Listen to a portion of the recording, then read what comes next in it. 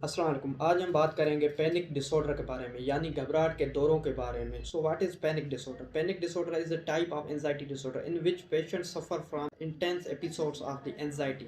Most of the patient present with complain of palpitation. ज़्यादातर patient हमारे पास आते हैं कि कहते हैं डॉक्टर साहब हमारी दिल की धड़कन ज़्यादा बढ़ गई है, मुझे दिल की धड़कन महसूस हो रही है।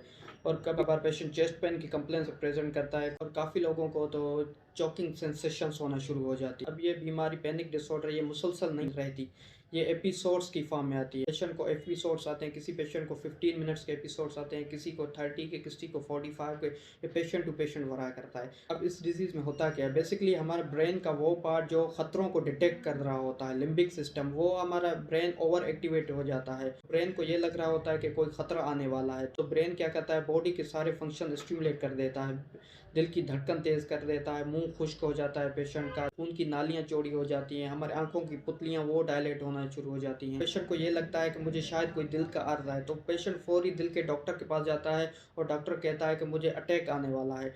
तो डॉक्टर फ़ौरन उसकी ईसीजी करता है, तो ईसीजी सारे टेस्ट नॉर्मल आ रहे होते हैं, लेकिन पेशेंट फिर भी ये समझ रहा होता है कि मुझे दिल का कोई मर्ज़ है।